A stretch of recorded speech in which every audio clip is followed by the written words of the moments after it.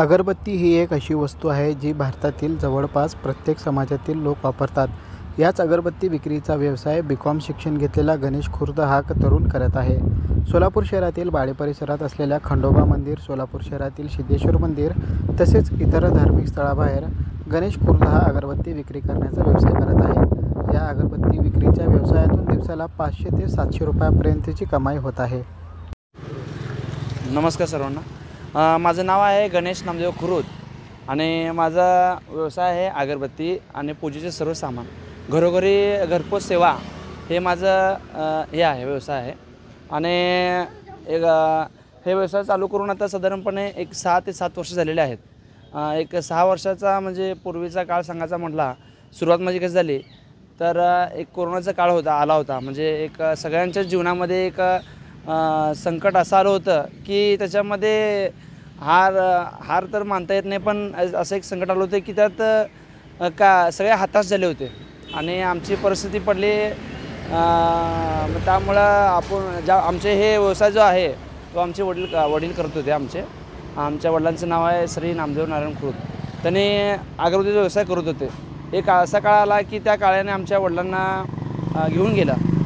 मग त्यामध्ये त्यांची पिशवी जी होती त्या पिशवीमध्ये साधारणपणे त्यांनी जेव्हा विकून आले होते त्यात पुढे राहिले होते 20, मोजून 20 पुढे होते. मला त्यातलं काही माहिती नव्हतं आणि मी असं एक छोट्या ठिकाणी असं थोडंसं जॉब करत होतो त्यावेळेस. मग मी ती पिशवी बघितली आणि आमचे वडिलांची रोज आठवण तरी आपल्या सर्वांना आठवण येतेच, पण आपल्याला आपल्यासोबत वडील जिवंत ठेवायचं आहे तर ते व्यवसाय जे आहे ती पिशवी मी पिशवीकडे बघत होतो. रोज एका साईडला पडत होती. मी म्हटलं आपण आता हे कार्य घेऊया. म्हणून माझ्याजवळ एक जे साधन होतं आमच्या वडिलांनी घेऊन दिली होती सायकल. जी सायकल आहे रेंजर सायकल होती. त्या सायकलीवरती मी ते पिशवी जी आहे ती घेतली, कसं तरी लावलं आणि आपल्या सोलापूर भागामध्ये तिथनं सुरुवात करत मी बाळाच्या या एरियामध्ये आलो आणि हळू करत मग तिथून सुरुवात झाली.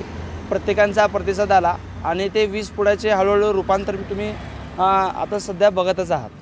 त्यामुळे प्रत्येकाची मागणी आहे आणि माझी इच्छा अशी होती की आपण आपला जो रोजगार आहे आपण स्वतः निर्माण करायचा. आता सध्या असं अडचण आहे की रोजगार मिळत नाही आहे. आताची तरुण पिढी म्हणतात, पण रोजगार मिळत नाहीपेक्षा रोजगार मी देऊ शकतो किंवा मी पहिला स्वतः निर्माण करेन माझ्यासाठी, त्यानंतर आपण पुढं देऊ शकतो. आणि पुढच्याला दोष देण्यापेक्षा आपण काहीतरी रोजगार निर्माण करून किंवा आपलं पहिला रोजगार आपण निर्माण करून पुढं व्यवस्थित आपण ते करू शकतो. त्यामुळे मी हा स्वतःचा व्यवसाय निवडला आणि मी जी सुरुवात केली आहे ती पहिल्या सायकलवरती केली होती. म्हणजे साधारणपणे 4 पिशव्या सायकलवरती लावून मी आमच्या रूपाभवानीचे मंदिर आहे तिथं राहायला आहे. तिथून ते बाळे आपला या एरिया करत होतो.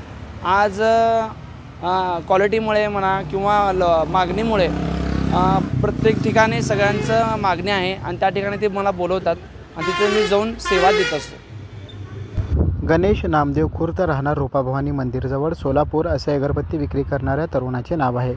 अगरबत्ती विक्री करण्याचा व्यवसाय गणेशच्या वडिलांनी सुरू केला होता. कोरोनाच्या काळात गणेशच्या वडिलांचे निधन झाले होते. वडिलांच्या निधनानंतर संपूर्ण कुटुंबाची जबाबदारी गणेशवर आली होती. बी.कॉम शिक्षण घेतलेला गणेश नोकरीसाठी अर्ज करणार तर दुसरीकडे कुटुंबाची आर्थिक परिस्थिती हालाकीची होत चालली होती. नोकरी न मिळत असल्याने गणेश हा निराश झाला होता. एके दिवशी गणेश हताश होऊन घरी येऊन बसला होता. तेव्हा त्याची नजर वडिलांनी विक्री करत असलेल्या अगरबत्तीच्या पिशवीकडे गेली. त्या पिशवीत तेव्हा 20 अगरबत्तीचे पुढे शिल्लक राहिलेले होते. दुसऱ्या दिवशी वडिलांच्या सायकलीला अगरबत्तीची तीच पिशवी लावून गणेशने अगरबत्ती विक्रीस सुरुवात केली आहे.